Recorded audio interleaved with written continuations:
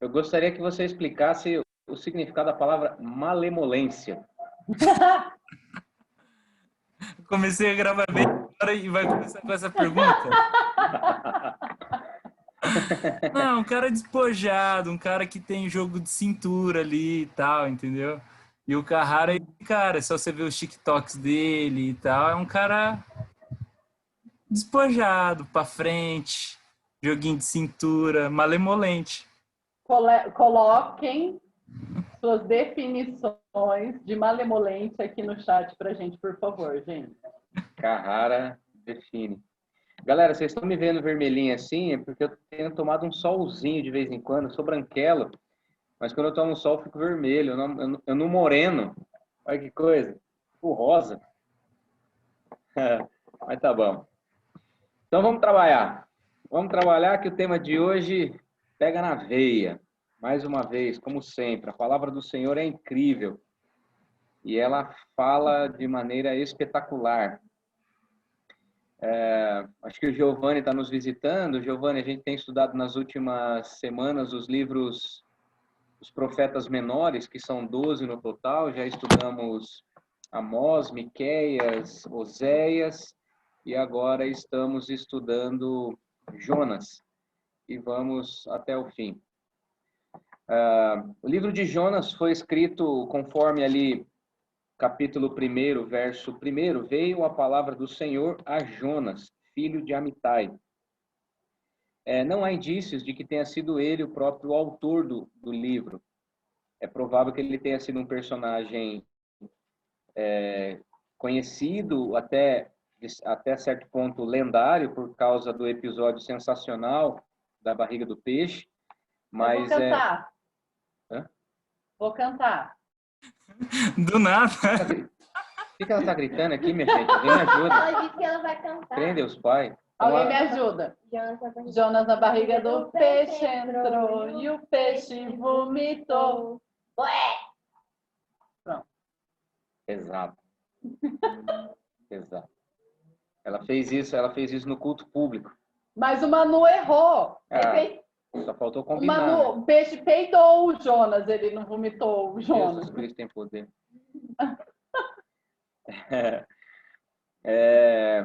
Mas assim, o que os comentaristas afirmam de maneira bastante categórica é que ele não foi o autor do livro. Alguém escreveu essa narrativa histórica fazendo menção desse personagem, mas ele mesmo não foi o autor. Até porque não dá para ter afirmações convictas a respeito da existência, do período da existência. Então, há indícios de que tenha sido escrito entre os anos 750 a 613 antes de Cristo. E o propósito do livro era encorajar os israelitas a atenderem o chamado de proclamar Deus para as nações. Vocês vão ver aqui que, num primeiro momento, Jonas é chamado por Deus para anunciar o evangelho numa cidade chamada Nínive. Porém, a gente acaba entendendo que essa mensagem a Nínive não diz relacionado estritamente a Nínive, mas a todas as nações gentias. Ou seja, a palavra gentil, que é muito utilizada no Novo Testamento, vem da raiz gente, ou seja, outras pessoas que não o povo de Israel.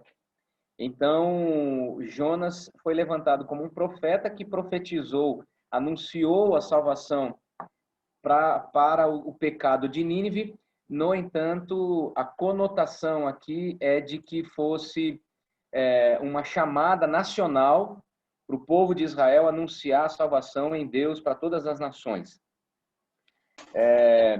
Essa é uma chamada bastante significativa, né? Mas a mensagem central é assim, anunciar a salvação e, ao mesmo tempo, arrependimento relacionado à desobediência. Então, vocês vão perceber que, e eu vou ler aqui alguns trechos bastante significativos, vocês vão perceber que a profecia que Deus levanta Jonas a emitir em Nínive é de arrependimento, porque a malícia, porque o que é ruim, o que é mal, o pecado de Nínive chegou até o Senhor e o Senhor não compactua com o que é pecado, então ele quer proclamar arrependimento da desobediência. Então, verifica ali comigo os versículos 1 a 3. Esses 3 versículos nos dão bastante subsídio para a gente conseguir ter um bom panorama acerca do livro. Veio a palavra do Senhor a Jonas, como eu disse, então ele apresenta aqui Jonas como sendo filho de Amitai. Existem alguns registros nos evangelhos e também nos livros de 2 Reis e 2 Crônicas. Existem outras menções de Jonas. Por isso que ele é considerado uma narrativa histórica, porque outros autores também contemplam a presença dessa personalidade. Existem 4 possibilidades de interpretação. Eu vou colocar aqui no chat. A primeira delas é alegoria, ou uma linguagem alegórica. Como os carros alegóricos, por exemplo, são carros fantasiados. Então, existem algumas passagens bíblicas que durante muito tempo acreditou-se que poderia ser alegoria. Por exemplo, a vida de Jonas, o próprio nascimento, a criação de Adão e Eva, a Arca de Noé e esse episódio sensacional de Jonas na barriga do peixe.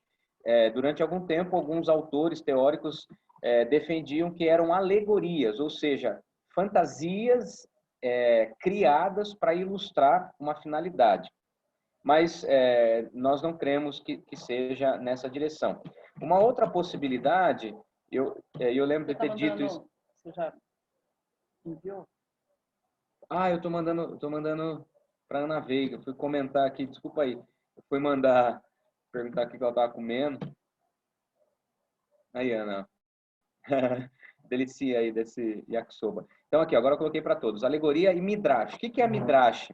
Midrash é uma literatura rabínica. Era uma forma que os rabinos tinham de interpretar textos teóricos e transmitir aos seus discípulos. Então, por se tratar de um texto relacionado à Torá, de ensinos relacionados ao Antigo Testamento, durante algum tempo também alguns teóricos entendiam que poderia ser um midrash, mas nós também não cremos. Uma terceira possibilidade foi uma ferramenta que Jesus utilizou bastante, que foi parábola. Por causa da ilustração contada, também poderia ser parábola. Mas a riqueza de detalhes e alguns anúncios geográficos também não nos permite concluir de que tenha sido uma parábola. Então, o que a teologia reformada afirma ser o livro de Jonas? Uma narrativa histórica. Algo que de fato aconteceu, ainda que de forma sensacional, mas o livro de Jonas é sim uma narrativa histórica que conta a saga de um personagem que foi jogado ou pulou para fora de um barco, passou 3 dias e 3 noites na barriga de um grande peixe, foi vomitado na praia e foi até a cidade de Nínive para obedecer à chamada profética do Senhor. Então, dentro dessa introdução e dessa narrativa histórica, vamos continuar lendo aqui o que os versos 1 a 3 nos dizem. Veio a palavra do Senhor. Então, os profetas menores têm sempre essa característica, ou em forma de visão, ou nesse caso, como Jonas não é o autor do livro, então não dá para dizer direito como que veio a palavra do Senhor, se por meio de um anjo, um sonho, uma contemplação, não dá para saber. O fato é que Deus falou para Jonas, para ele se dispor. Verso 2. Dispõe-te, vai à grande cidade de Nínive e clama contra ela. Aqui o verbo clamar tem o mesmo significado de chorar, prantear. Porque a sua malícia, maldade, pecado subiu até mim. Então diz o Senhor. Jonas se dispôs, mas para fugir da presença do Senhor, para Tarsis. E tendo descido a Jope, achou um navio que ia para Tarsis. Pagou, pois, a sua passagem e embarcou nele, para ir com eles para Tarsis, para longe da presença do Senhor. Então, nós temos aqui algumas informações geográficas que nos permite concluir que é uma narrativa histórica cheia de detalhes. Então, muito provavelmente, Jonas estava localizado na região de Jerusalém. que era ali a parte central do povo de Israel e onde os profetas se reuniam com mais frequência, Jerusalém e Samaria. No entanto, quando a Bíblia fala que Jonas foi para Jope, Jope era uma cidade portuária que é a atual Tel Aviv. Para quem conhece aí Oriente Médio, para quem conhece geografia, ali na cidade de Jope, que fica a cerca de 80 quilômetros de Jerusalém. Então vejam vocês, Jonas, quando recebeu a palavra do Senhor para ir para Nínive, Nínive ficava no extremo leste de Jerusalém. E Jonas foi para o extremo oeste. Ele foi até Jope, 80 quilômetros, e de lá ele pegou um navio que ia para Tarsis. Essa cidade também é mencionada poucas vezes na Bíblia, mas há indícios de que fosse uma região no outro extremo do mar Mediterrâneo, ao sul da Espanha. E alguns autores até falam que poderia ser o que é a atual cidade de Málaga, que é uma cidade portuária ao sul da Espanha, ou ainda ali, aquela região, para quem conhece, tem uma região ali chamada Tartesso, que alguns autores afirmam ser esta região para onde Jonas estava de fato indo. Então, qual que é a curiosidade de Tarsis? Tarsis era, então, a região mais longe quanto possível do mundo conhecido da época. Obviamente não havia Google, não havia Google Maps, não havia Waze, não havia qualquer tipo de satélite que pudesse fazer um rastreamento geográfico. Então, para a cultura da época, a geografia era tida como as grandes embarcações alcançavam as maiores distâncias possíveis. Então, ao cruzar o mar Mediterrâneo, chegou-se a uma terra. E Jonas, então, ele não foi para a Espanha, ele não foi para um lugar específico, ele foi o mais distante possível da direção contrária de onde Deus estava mandando ele ir. Então, Deus mandou ele para o extremo leste, que era onde ficava de fato Nínive. Jonas desceu para o porto para ir para o extremo oeste. Ou seja, ele obedeceu com excelência para ir na direção contrária. Então ele fugiu. E é o que a Bíblia nos diz, né? Jonas se dispôs, versículo 3, mas para fugir. A primeira pergunta que eu quero fazer para vocês nessa noite: por que fugimos de Deus?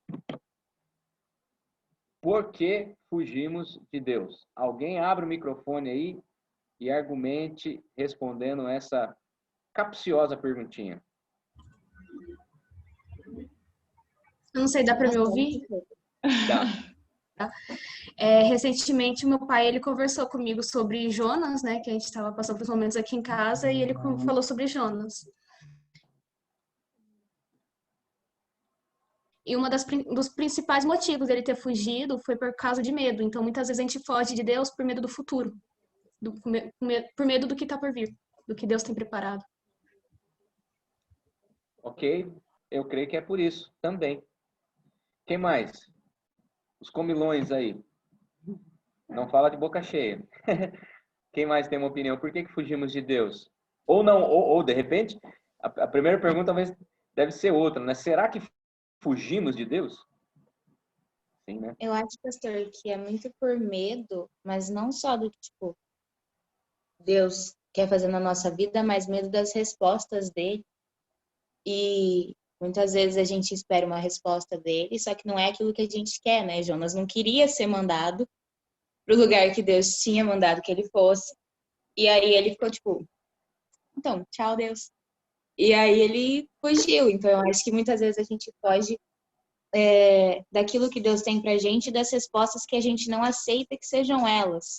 Que a gente esperava outra coisa e não é aquilo que condiz com as nossas expectativas. E normalmente, ou nem sempre, não é o que condiz com as nossas expectativas. Uhum. Que mais? Por que fugimos de Deus? Letícia, Ana Veiga. Perfeito. Que mais, galera? Eu acho que é por causa de que a gente tem pouca fé e insegurança também. Tipo assim, Jesus fala, e de, tipo, anunciar o evangelho. Daí a gente pensa, mas se eu falar de Deus ali pra pessoa, não vai acontecer nada. Ou sei lá, se for falar com a pessoa, não vai dar certo. Então acho que é insegurança e falta de fé. Uhum. É isso mesmo, galera. Normalmente a gente faz isso, né? Mas eu creio que, mesmo vocês tendo argumentado nessa direção, a minha percepção é que normalmente a gente foge de Deus com medo de encarar a realidade. E a realidade não do desafio para o qual nós estamos chamados, é a nossa realidade. No último sábado eu preguei sobre autoconhecimento, nós pregamos, né? Nós pastores pregamos sobre autoconhecimento. Eu vou trazer um pouquinho da reflexão do último sábado. Se você tiver desejo e ainda não ouviu, eu convido você a acessar o nosso canal do YouTube e ver a pregação de sábado, porque eu realmente entendo que se nós queremos amadurecer na nossa espiritualidade, em nossas emoções, nós temos que nos conhecer melhor, fazer perguntas para nós mesmos. E isso aconteceu aqui com Jonas, né? Eu estou pregando estritamente sobre a vida de Davi, e esse mês todo eu só vou falar sobre Davi nos cultos das 10. Nós só vamos falar sobre Jesus e à noite sempre sobre o apóstolo Paulo. E na tarde de esperança também voltamos a falar sobre Jesus. Então no sábado vocês vão sempre me ouvir falar sobre Davi. Mas aí, quando o Senhor lançou sobre o mar um forte vento, a história nos conta que o navio estava a ponto de despedaçar. E aí, as pessoas que estavam dentro da embarcação começaram a cada um clamar pelo seu Deus. E Jonas estava dormindo sossegado no convés. Sabe-se Deus o tamanho desse navio, né? O nome aqui aparece, era uma embarcação grande a ponto de ter marinheiros, a ponto de ter comandante do navio, a ponto de ter dormitórios. Então não era uma pequena embarcação, não era um barquinho qualquer, tinha muitas pessoas dentro. Então, alguém, o mestre do navio, chegou para Jonas e falou assim: meu, você tá louco? Tá chovendo lá fora, o mar tá agitado, o navio tá quase sendo partido e você tá dormindo, né? Olha ali o versículo 6. Chegou-se a ele o mestre do navio e lhe disse: que se passa contigo, agarrado no sonho? Levanta-te, invoca o teu Deus, talvez assim o teu Deus se lembre de nós, para que não pereçamos. E aí as pessoas já começaram a fazer especulações sobre ele, porque ele começou a dizer: olha, eu estou achando que é o meu Deus. Quando ele afirma para o povo que o Deus que ele adorava era o Criador do céu e da terra, e do mar, e de todas as coisas, então o povo entendeu: cara, então é o teu Deus que mandou essa chuva forte do nada. Dá a impressão de que eles estavam indignados, porque provavelmente nenhuma previsão, ainda que precária da época, percebia que havia uma grande chuva para vir a acontecer. Mas o fato é que eles começaram a perguntar. Então veja ali no versículo 8, perguntaram para ele assim, ó: fala agora, por causa de quem nos sobreveio esse mal? E aí ele disse: o que você faz? Que ocupação é a tua? De onde você veio? Qual é a tua terra? De que povo é você? E ele respondeu: sou hebreu e temo ao Senhor, o Deus do céu, que fez o mar e a terra. Então, quando a gente está em fuga, preste bem atenção no que eu vou lhe dizer, que isso pode ser uma chave para a tua vida. Quando a gente está em fuga, seja de Deus, seja de situações difíceis, seja de pessoas, quando estamos em fuga, a única possibilidade de nós adquirirmos coragem é fazendo perguntas para nós mesmos, como Jonas foi submetido. Então, de onde você é? De onde você veio? Quais são as influências que estão sendo exercidas sobre a tua vida? Quais as influências foram exercidas ao longo da tua história? Qual o tamanho da tua fé? Qual é o Deus que você serve? Então, são perguntas de autoconhecimento. São perguntas que nos fazem perceber que existe uma riqueza de detalhes na nossa história que muitas vezes são negligenciadas e que nos paralisam e que nos fazem fugir. Então, é uma menina que teme o casamento, é um menino que teme um relacionamento sério, é um cara que se entrega para pornografia, é uma menina que não consegue viver sem medo de pessoas, toma medicamentos, pânico, pessoas que vivem na escravidão da mentira, da falsidade, da inveja. Tudo isso tem uma origem. E essas coisas nos fazem fugir de Deus, porque é difícil admitir numa oração: Senhor, eu passei o dia inteiro mentindo para as pessoas. Senhor, eu passei o dia inteiro me masturbando. Senhor, eu passei o dia inteiro desejando uma pessoa que não é a mulher que o Senhor tem para minha vida, e assim por diante, percebe?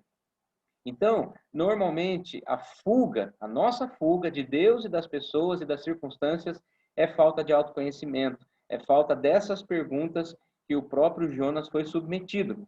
Então, quando ele se apresenta, as pessoas ficaram cheias de temor e perguntaram para ele, meu, o que você fez? O que você fez para nós? O que você fez para o teu Deus? Porque quando a gente não se conhece, quando a gente não tem entendimento das nossas atitudes, das nossas reações, via de regra, a gente põe em perigo as pessoas que estão próximas a nós.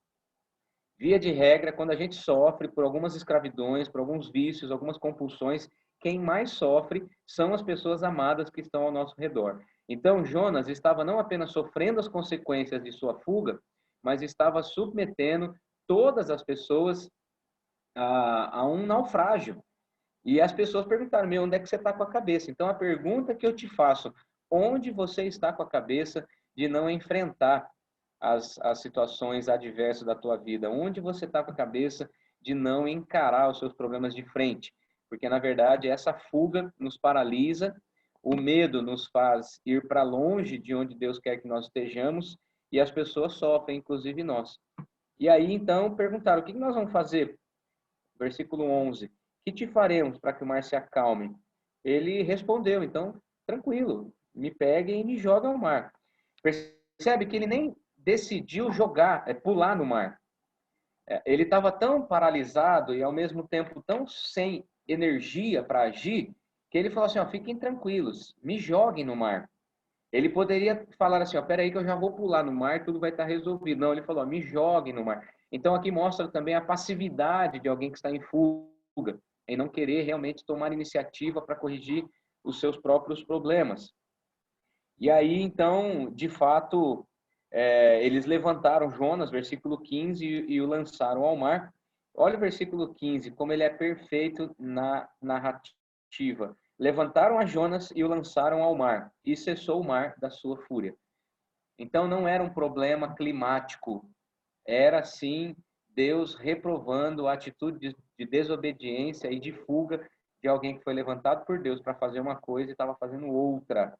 Então, o mar parou imediatamente. E nesse momento, assim, quando a obra de Deus realmente acontece, a gente percebe que tem conversão, porque o versículo 16 fala que as pessoas passaram a temer ao Senhor ao extremo. Então, houve conversão, mesmo nesse episódio trágico na vida de Jonas, houve conversão, porque é assim que Deus age. Quando Ele quer operar, da maneira dele, do jeito dele, mesmo que a gente não entenda, as pessoas se deparam com o seu grande poder. E o versículo 17, então, diz que ele foi engolido por um grande peixe. Por que que baleia acaba sendo uma possibilidade? Obviamente por causa do tamanho. Mas a pergunta que eu faço para vocês é, baleia é peixe? Não. Baleia não é peixe, então obviamente não foi baleia. Agora, se você digitar no Google agora, o maior peixe da história da humanidade, você vai perceber que ainda existem algumas espécies raras de um tubarão chamado tubarão-baleia. Tubarão é peixe, só que ele leva esse nome justamente por causa das suas dimensões. O maior tubarão-baleia que se tem notícia, registro, ele pesava cerca de 21 toneladas e media cerca de 12 metros. Então, é de fato um grande peixe. Agora, se você perguntar como que Jonas sobreviveu dentro da barriga de um peixe submerso, aí que entra Cristo no livro de Jonas. Evidentemente, foi um episódio sensacionalíssimo, no entanto, o milagre aconteceu. E por que que esse livro é considerado inspirado e profético? Porque ele aponta para Cristo no período em que Jonas ficou dentro da baleia. O que diz o versículo 17? Quanto tempo Jonas ficou preso dentro da barriga do peixe? Alguém abre o áudio aí, se leu.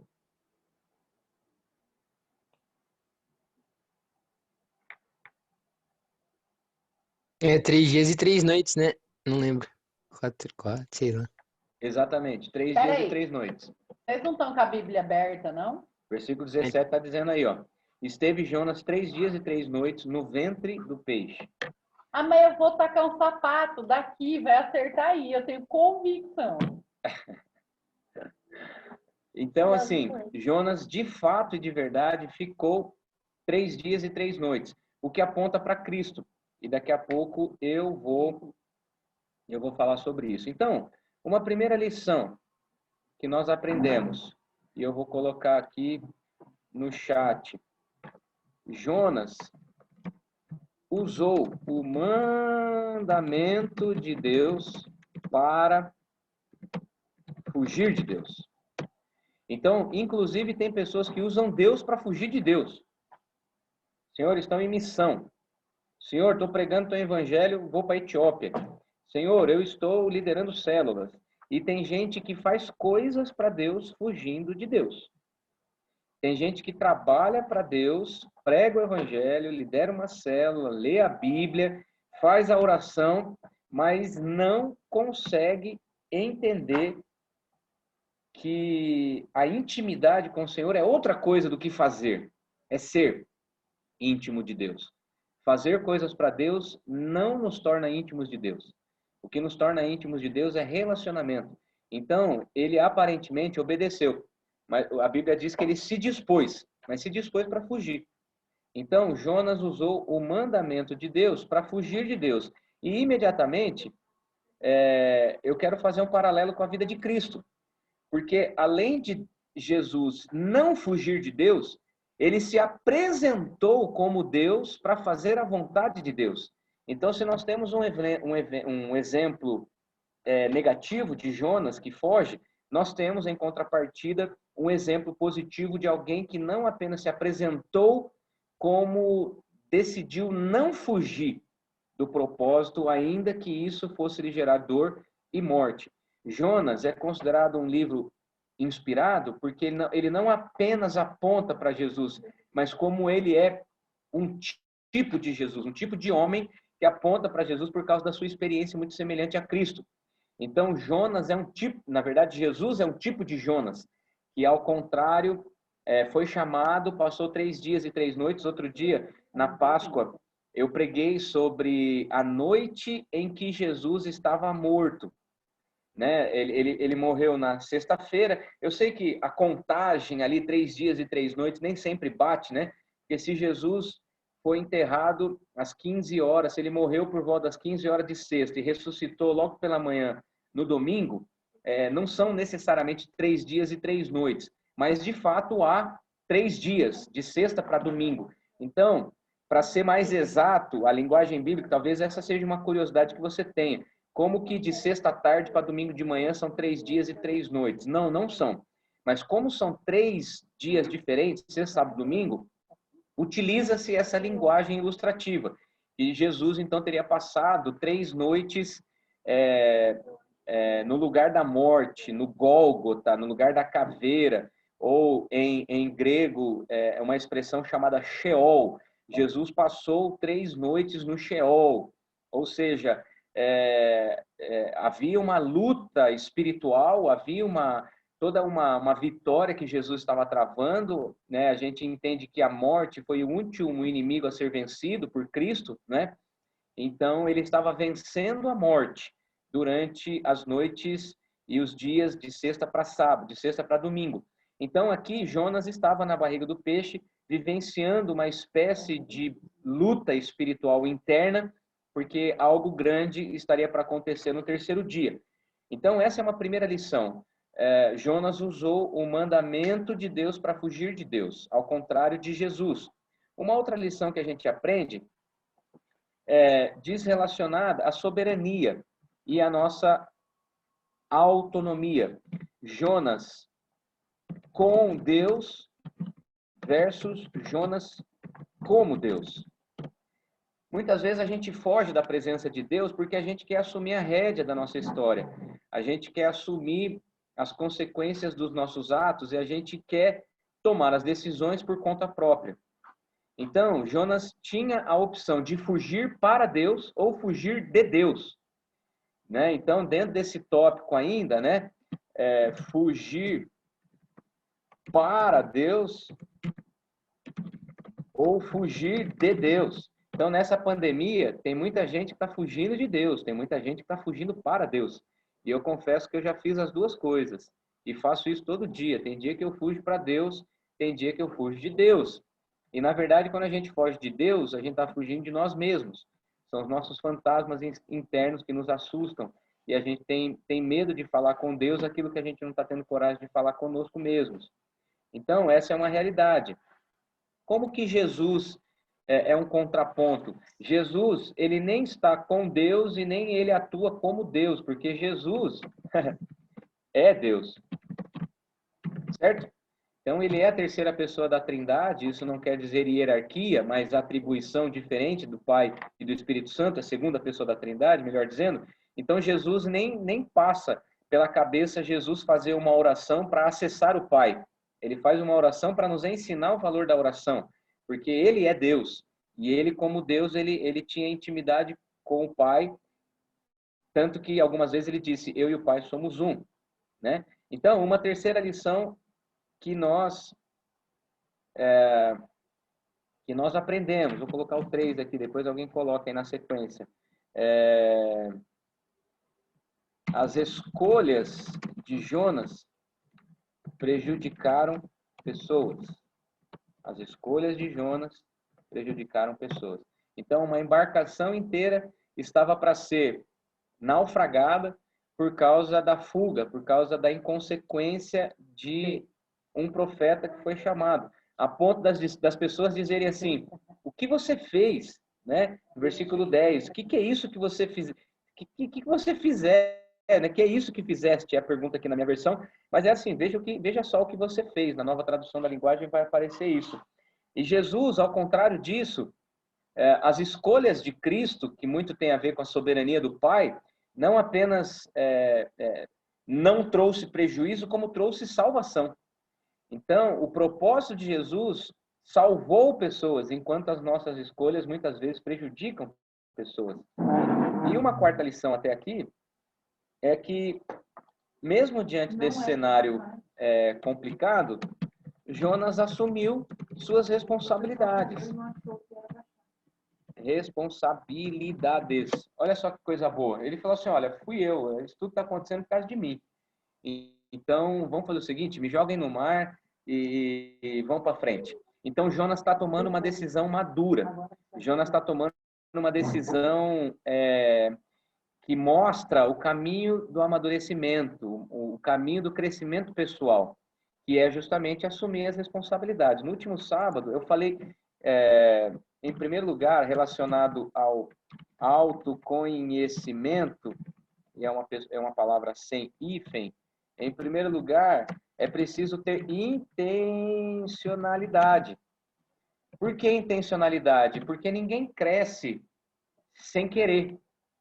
Ninguém conhece a si mesmo sem investigar acerca de suas dores. Toda dor precisa ser considerada, todo sentimento é verdadeiro. Então, o sentimento de medo, a vontade de fugir, é um sentimento verdadeiro e que precisa ser percebido, precisa ser considerado, não é? Então, por que você foge de confrontos? Por que você foge de conversas sérias? Por que você foge do seu passado? Por que você foge de investigar alguns episódios pesados da tua história? Morte, separação, falência, abusos, drogas, excessos de bebida, sexualidade, pornografia. Por que a gente foge desses assuntos? Né? Porque dói. E se dói, a gente prefere não mexer. Mas não mexer não significa que vai parar de doer. Então, em primeiro lugar, o autoconhecimento precisa de intencionalidade.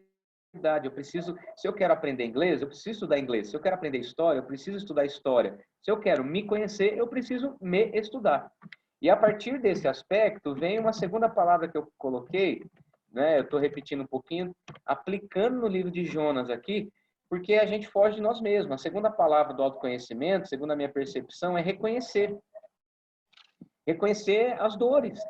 Então, pera lá, se eu tenho dificuldade em me entregar no relacionamento amoroso, eu tenho que reconhecer de onde é a origem. Eu tenho dificuldade com algumas práticas, com alguns vícios, então eu tenho que reconhecer que algumas lutas foram verdadeiras e que algumas lutas interferiram no nosso passado. Quando nós estudamos homossexualidade, eu tenho certeza que algumas pessoas tiveram insights, né? Outro dia uma pessoa ouvindo uma pregação, e eu falo sobre isso o tempo todo, né? Que os nossos sentimentos precisam ser considerados e que algumas dores têm origem, né? Eu falo isso o tempo todo. E uma pessoa me procurou até recentemente, falou: Dani, numa pregação você falou sobre isso, eu fui investigar por que eu estou passando por essa luta. E nesse caso era até um caso de homossexualidade. Por que eu estou tendo desejos homossexuais, né? E a pessoa descobriu que foi exposto à pornografia aos 8 anos de idade, de uma forma precoce, violenta. Então, o vídeo que ele viu era bastante inadequado para a idade e trouxe consequências. Então, ele reconheceu. De que forma? Intencionalmente olhou para a sua história. Então, ele reconheceu que alguns aspectos da sua infância trouxeram malefícios para a formação da sua sexualidade. Tá certo? Então, uma terceira palavra para o autoconhecimento é o poder dos relacionamentos. Porque nem sempre eu sou capaz de me conhecer sozinho, preciso de ajuda de terceiros. Então, às vezes é um amigo, é um pai, uma mãe, uma esposa, um filho, né, um pastor, um líder de célula. Então, estes relacionamentos são proféticos. Então, Jonas, ele foi também chacoalhado, balançado pelos seus colegas de embarcação. Afinal de contas, ele estava se safando, não é, do problema do naufrágio por causa da tempestade, mas os relacionamentos mesmo de pessoas desconhecidas. Então, por exemplo, talvez eu aqui, eu conheço todos vocês, aqui estou conhecendo hoje pela primeira vez o Giovanni, talvez eu seja assim, uma pessoa distante, mas pode ser que mesmo sendo distante, mesmo sendo pastor, você faz parte da Juventude AMP, talvez você não tenha um relacionamento de intimidade comigo, mas você tem um relacionamento eclesiástico, igreja, e a igreja fala. Os pastores falam, a Bíblia fala por meio dos pastores. Então, pode ser que eu esteja aqui te ajudando a olhar para a tua história, para se autoconhecer e exercendo um papel profético. Então, não vou fugir dessa realidade. Eu não vou me isentar de falar o que eu tenho pensado acerca da nossa juventude, porque pode ser que num desses momentos de relacionamento, como o Amp Room, pregações, culto em geral, eu fale alguma coisa da parte do Senhor e que pega na veia. Pô, isso me abriu os olhos, isso me fez entender o funcionamento das minhas emoções, né? Então, é nesse sentido que a gente aprende com Jonas e a se autoconhecer. Então, de dentro da barriga do peixe, ele faz uma oração. Então, agora, se ele estava fugindo em Deus, Jonas agora, ele mergulha em Deus. Dentro da barriga do peixe, ele estava submerso, mas ele mergulha em Deus, ele faz uma oração bastante sincera. Então, Jonas, do ventre do peixe, orou ao Senhor e disse: na minha angústia, clamei ao Senhor. Então, ele estava angustiado dentro do peixe e começou a clamar. E ele me respondeu. E aí a Bíblia fala, então, que é uma oração muito linda. Nós não vamos ler na totalidade, mas, de fato, essa expressão, essa oração de Jonas é uma oração que qualquer um de nós podemos fazer quando estivermos nos sentindo abandonados, fugitivos, deprimidos, entristecidos pelas situações da vida. E aí o final do capítulo 2, que tem apenas 10 versículos, diz que o Senhor deu ordem ao peixe e o peixe então vomitou Jonas na terra, ou seja, vomitou na praia.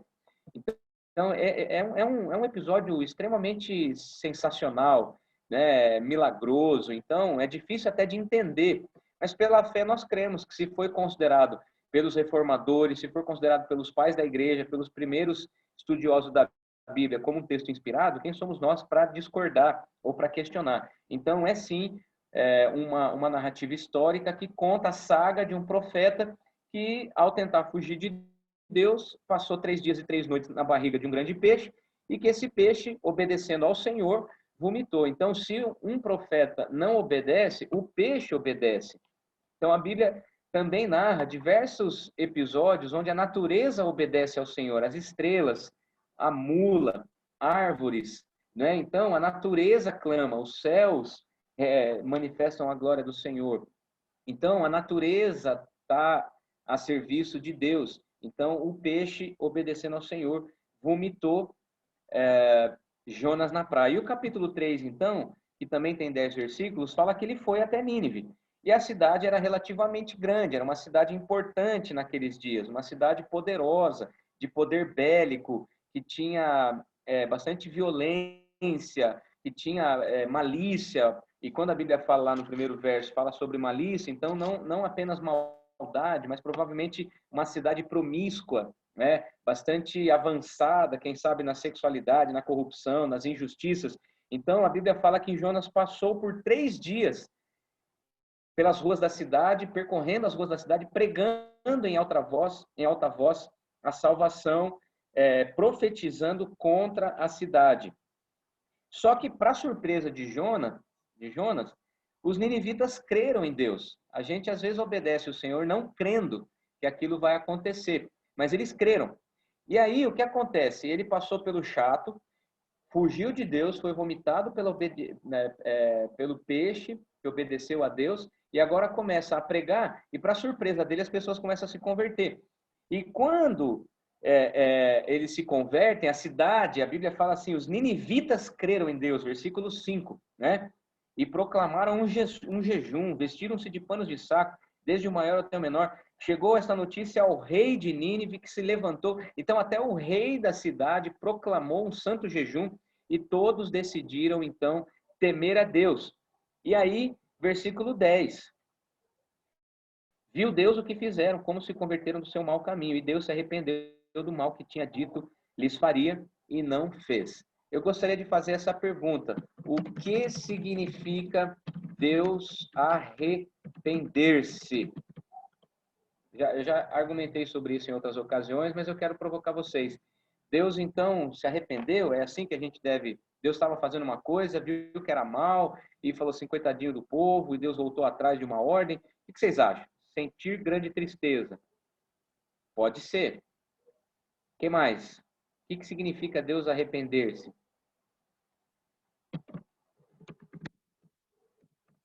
Vai aí. Piedade, misericórdia. O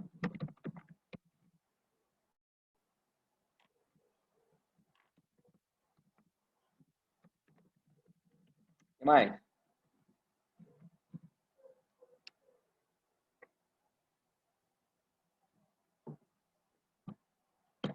Eu diria que essa expressão... Opa, eu coloquei aqui no privado para alguém. Deixa eu colocar aqui para todos. Provavelmente, essa expressão e outras que a Bíblia fala de Deus, mostra Deus arrependido,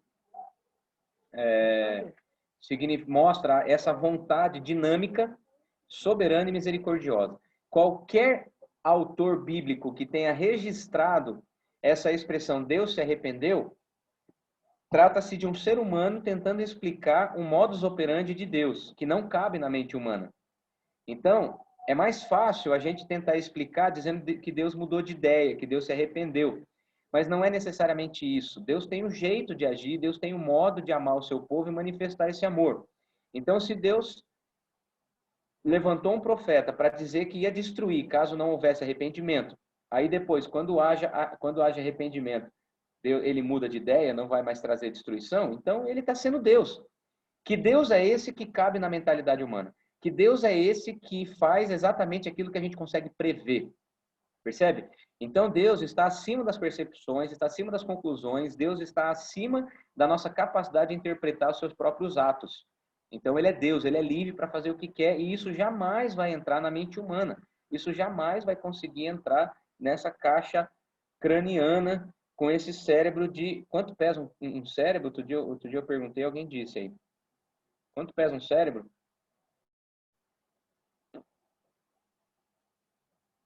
Vai, Calebão. Acho que foi você que respondeu outro dia. Vai ao Google, vai perguntar para o Google. Quanto pesa um cérebro humano? Natinha, você vai mexer com um cérebro logo, logo. Tem ideia de quanto pesa um cérebro? 1,5 kg? 1,5 kg. Aí, natíssima. Eu acho que é. Vocês estão dizendo, então é. Você acha que uma massa encefálica dentro de um cérebro que cabe numa caixa craniana vai conseguir entender Deus? Né? Como que é a música lá, tá? Coloca umas frases aí daquela música do Ninguém Explica Deus. Cara, essa música é maravilhosa. Ninguém explica Deus, né? Isso, Alissa. Ninguém explica Deus. Então, ninguém mesmo. Então, não tem como a gente tentar. A letra da música, aliás, se você quiser na sequência aqui parar para ouvir essa canção, é uma música que uma declaração de amor ao Deus imprevisível. Antes que o haja houvesse, ele já era Deus. Meu Deus, pode falar dentro desse contexto aqui, dá vontade de chorar e ao mesmo tempo se alegrar na presença desse Deus tão glorioso e maravilhoso. E aí então, minha gente, no capítulo 4, mostra que Jonas ficou desgostoso com essa ação. Imagina ele por 3 dias profetizando: vocês têm que se arrepender, vocês vão morrer, Deus vai matar todos vocês. De repente o povo se arrepende, Deus não mata. Ele acabou e depois ele volta para a cidade, que jeito? Deus não matou a gente, Deus não matou a gente.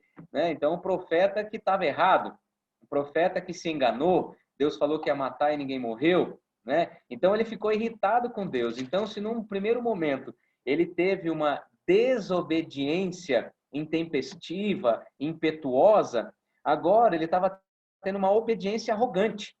Ele obedeceu, mas Deus não obedeceu ele. Ele obedeceu Deus, mas Deus não obedeceu o profeta. E aí trouxe bastante irritação a este presunçoso profeta. A Bíblia fala que ele ficou desgostoso e pediu a morte. Senhor, eu quero morrer. Né? Então, ele não queria suicidar-se, né? Não dá indícios de que ele queria suicidar-se. Mas ele fala assim, olha, eu sabia que você era um Deus clemente, um Deus misericordioso, eu não queria profetizar morte porque eu te conheço, Deus. Então aqui mostra uma ternura, uma sinceridade. Senhor, eu fugi de você porque eu não acreditava que você ia matar uma nação inteira. E isso aconteceu, só que para te obedecer, eu precisei fazer o contrário daquilo que eu imaginava que você fosse fazer. Olha que loucura. Né? Olha a cabeça de Jonas, como é que estava. Para te obedecer, eu precisava fazer o contrário do que eu realmente creio. Se Deus é amoroso, eu estava profetizando morte, caso não houvesse arrependimento. E, de fato, isso aconteceu. Então, eu preciso morrer. Eu fui parar na barriga de um peixe, para mim, não importa mais nada. O Senhor pode me matar. Deus mandou uma árvore, não me pergunte como, eu sei que durante a noite essa árvore cresceu e fez sombra. Ele amaldiçoou a árvore secou, e depois, então, Deus mandou... qual foi ali o outro episódio? A sombra, então fez o Senhor nascer uma planta, versículo 6 do capítulo 4, que subiu por cima de Jonas para que fizesse sombra, e de alguma forma trouxesse alegria para o profeta. Mas ele não se alegrou com a sombra, e amaldiçoou a sombra. Então, no versículo 7, Deus, no dia seguinte, quando começou o dia, fez subir um verme, e matou a planta, uma lagarta, que matou a planta e secou. Então, você não vai dar valor no que eu estou fazendo, então a figueira vai se secar. Jesus amaldiçoou uma figueira, então a planta vai ser comida por um gafanhoto, por um verme, por uma larva. Nasceu o sol, Deus mandou então um vento calmo. O sol bateu na cabeça de Jonas, então ele mais uma vez, melhor é morrer. Mas tornou o Senhor, né, a falar com Jonas, e este é o único livro da Bíblia que termina com uma pergunta. Então, assim, eu quero finalizar já às 9h30, dizendo que é assim que Deus age. Deus gosta de fazer perguntas. A Bíblia fala que ele fez centenas de perguntas retóricas. O que é uma pergunta retórica? É uma pergunta cheia de significado. Ele fez isso com Adão. Adão, onde você está? Adão, quem te fez saber que você estava nu? Ele perguntou para Caim: Caim, cadê o teu irmão? Jonas, onde você está? De onde você veio?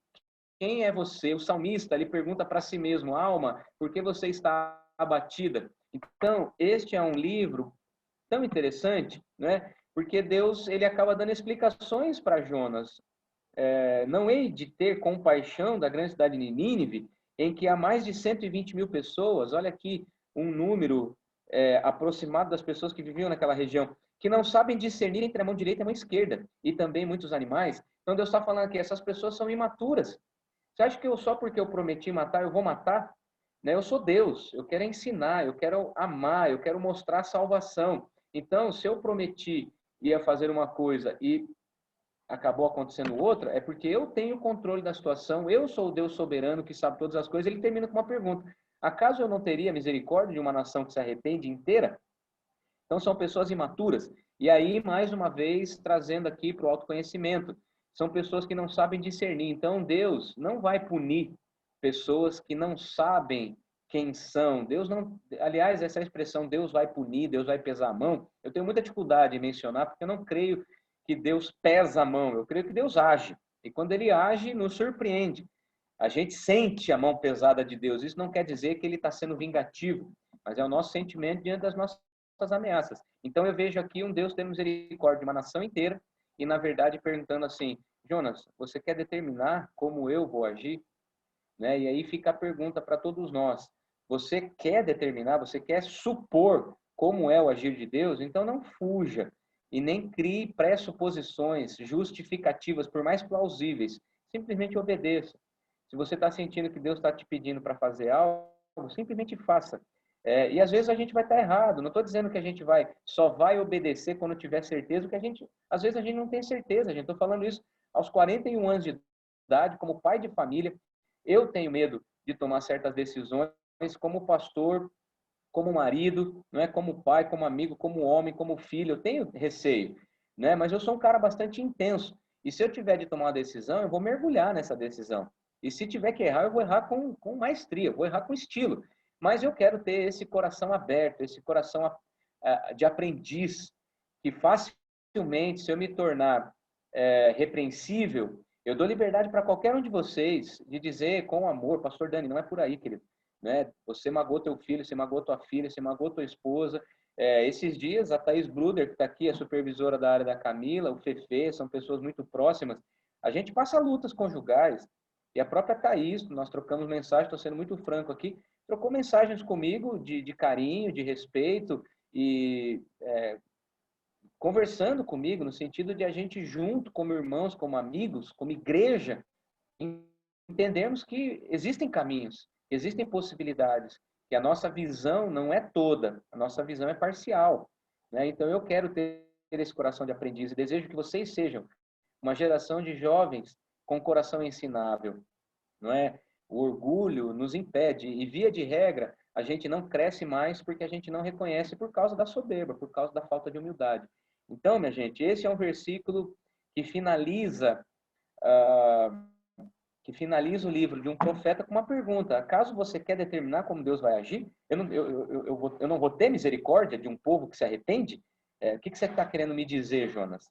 Né? Então, a gente não sabe qual é o fim deste profeta, mas a gente sabe que essa é a sua história. E eu quero, então, finalizar lendo um trecho muito interessante de Jesus citando Jonas. É também uma das comprovações de sua existência. Lucas capítulo 11. Alguém coloca a referência aí? Lucas 11, de 29 a 32. É um texto muito legal, que foi mencionado pelo próprio Jesus. Não é? Lucas 11, e aí tem o mesmo texto bíblico correlato, também escrito por Mateus, e Jesus menciona Lucas em 3 ocasiões diferentes. Mas esse é um texto bastante interessante. Como que as multidões fossem até Jesus, passou ele a dizer: esta é a geração perversa. Jesus estava agindo aqui como profeta, anunciando a perversidade do povo.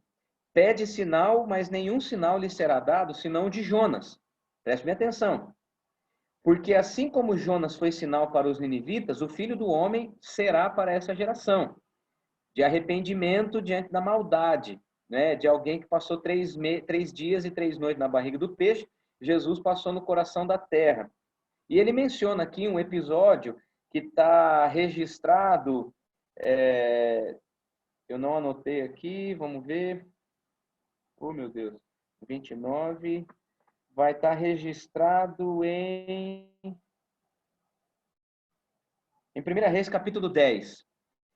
No versículo 31, ele fala assim, ó: a rainha do sul se levantará no juízo. Ele está falando do dia do juízo final, quando ele vai voltar em glória, ou o dia que a gente for recolhido e estiver esperando a volta de Cristo definitivamente. A rainha do sul se levantará no juízo com os homens desta geração e os condenará, porque veio dos confins da terra para ouvir a sabedoria de Salomão.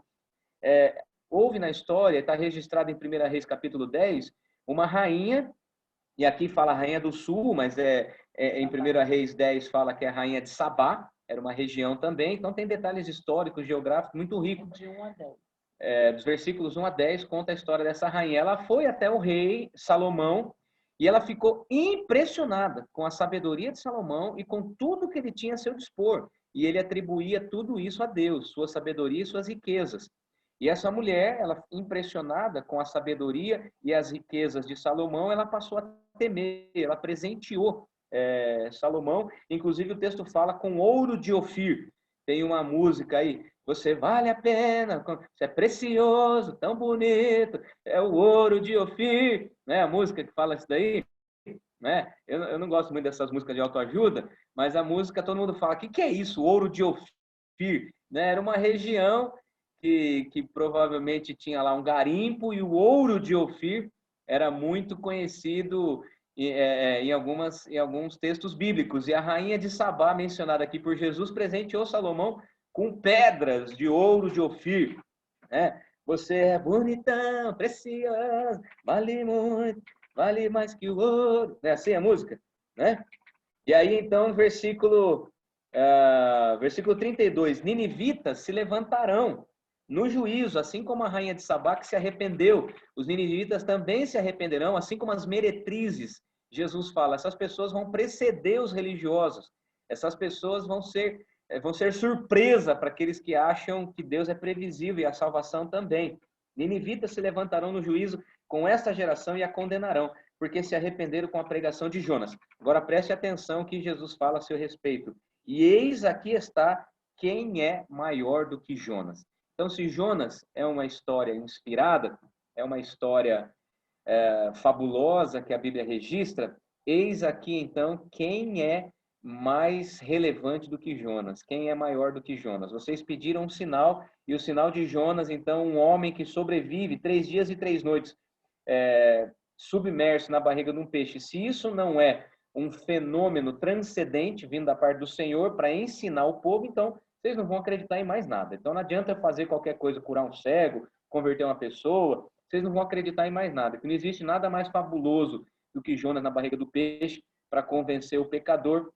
Se vocês não acreditam, então vocês não vão acreditar que o Filho do Homem vai passar 3 noites no centro da terra, na morte, para trazer vida para aqueles que creem. Então é isso, não fuja de Deus, corra para Deus. Perguntas, comentários, contribuições, e obrigado pelos elogios. Isso daí tá na gravação, tá? Vai, galera, pergunta. Só um comentário que eu acho que, para mim, eu tiro muito de lição dessa história, é que Jonas parecia que ele estava comprometido com apenas o serviço dele, não comprometido com o que Deus queria fazer. Quando ele se torna egoísta em reclamar que Deus não pesou a mão, digamos assim, eu vejo que ele estava muito mais interessado, tipo, eu vou obedecer, mas é porque eu tenho uma recompensa e eu vou ser o fera da história, e não com o projeto que Deus tinha para a cidade de Nínive. E eu vejo que isso pode se tornar o ministério ou nosso cursinho, nossos estudos, a nossa faculdade pode se tornar um ídolo, que Deus quer fazer algo através disso, mas a gente coloca isso como ponto final da história, entende? Então eu tenho que ir para a faculdade e eu tenho que me formar, sendo que às vezes Deus tem algo muito maior do que apenas o seu ego, o mundo que gira em torno de você. Então eu tiro muito isso de lição dessa história, que Deus ele está comprometido com o povo e não com o mundo, não gira em torno do meu umbigo. O plano de Deus é muito maior do que a gente pode pensar e imaginar. Perfeito, perfeito. O que mais? Não chegou nada de pergunta aqui. O povo gosta de polêmica, o povo gosta de desigualdade, sexualidade.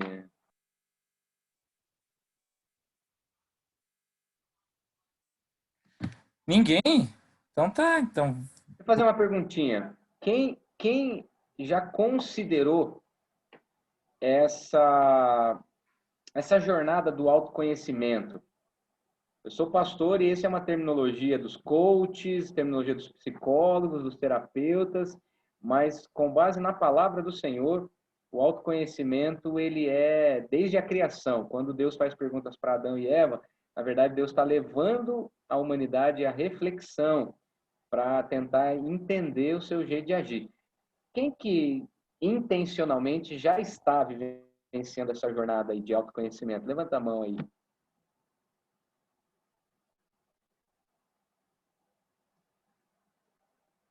Olha aí,